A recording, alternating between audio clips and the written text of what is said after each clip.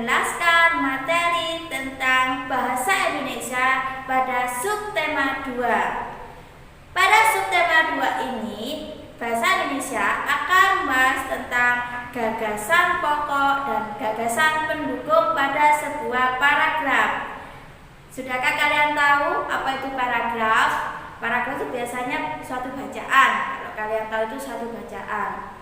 Paragraf adalah sebuah rangkaian kalimat yang memiliki gagasan pokok.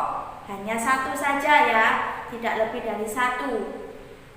Contoh gagasan pokok dan gagasan pendukung bisa kalian buka-buka pada bacaan di buku tema 1 halaman 86, itu juga ada.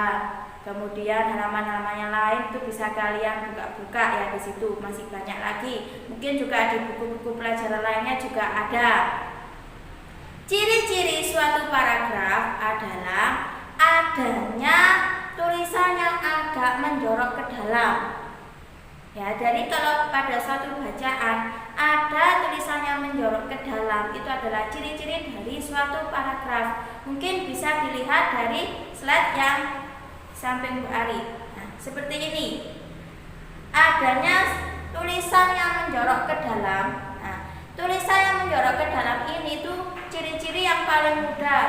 Kalau kita bingung yang mana namanya paragraf. Dalam satu paragraf dimulai dari kalimat pertama sampai dengan titik terakhir, itu disebut satu paragraf.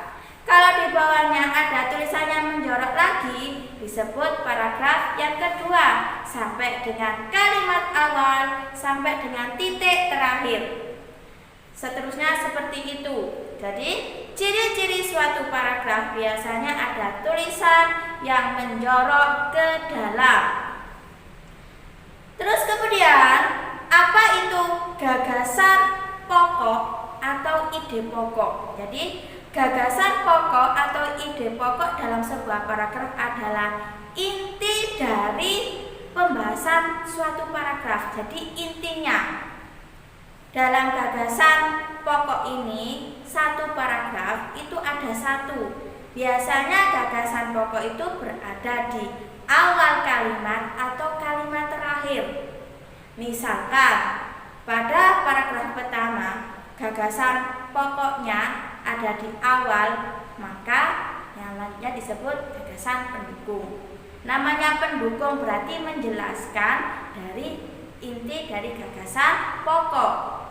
Jika pada suatu bacaan gagasan pokok atau ide pokoknya berada di akhir kalimat, berarti kalimat atasnya atau kalimat sebelumnya disebut gagasan pendukung. Jadi seperti itu. Misalkan ketika kita membaca, mencari-cari yang mana ide pokoknya, yang mana ya gagasan pendukungnya, gampang. Kalian baca inti dalam satu paragraf.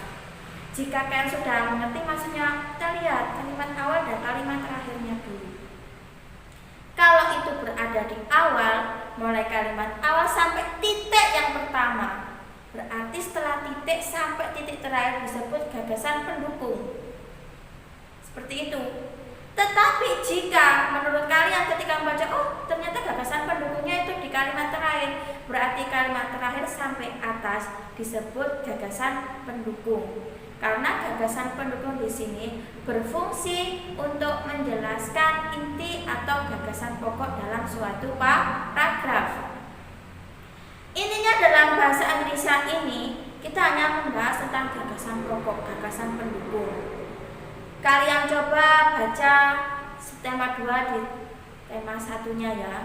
Banyak sekali bacaan. Ada bacaan tentang tong itu perbedaan bukan penghalang. Itu kalian coba kalian baca lagi.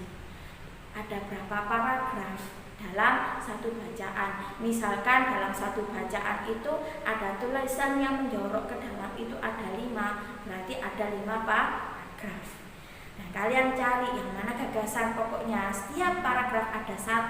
Berarti kalau sudah menemukan gagasan pokoknya, yang lainnya disebut gagasan pendukung. mendukung.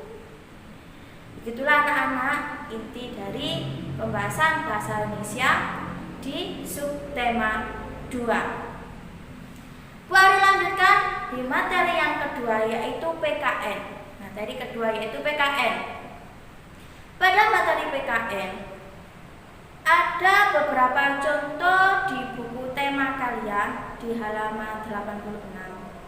Itu bacaannya menceritakan tentang cara membuat tong ya, tong bersama-sama warga. Karena tema kita berjudul Indahnya Kebersamaan dan subtema 2 tentang kebersamaan dalam keberagaman. Berarti kita harus tetap bersama-sama. Kenapa kita harus bersama? Ya, pertama agar kita hidupnya rukun. Yang kedua agar kita hidupnya tentram. Nah, karena apa? Kita ini tidak mungkin sama dengan orang satu dengan orang yang lainnya, dengan teman satu dengan teman yang lainnya.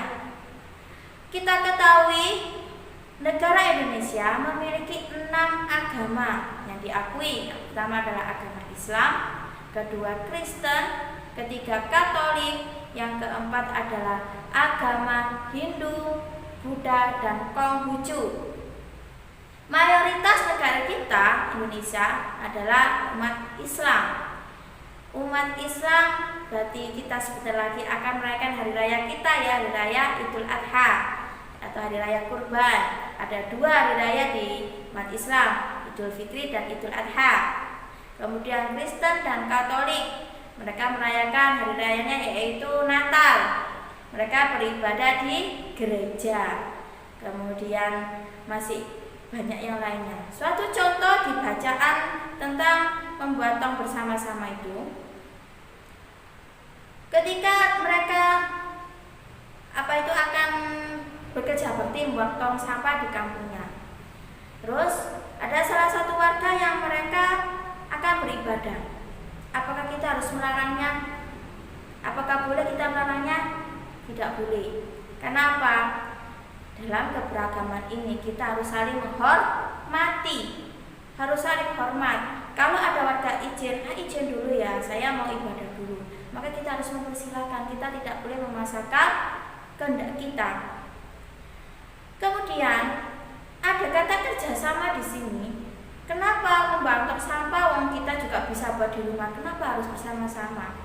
Karena kerjasama ini berarti kita melakukan pekerjaan secara bersama-sama. Artinya kita tidak kerja sendiri. Apa manfaat kerjasama? Yang pertama, manfaat kerjasama adalah kerjaan kita menjadi ringan. Yang kedua, pekerjaan kita cepat selesai.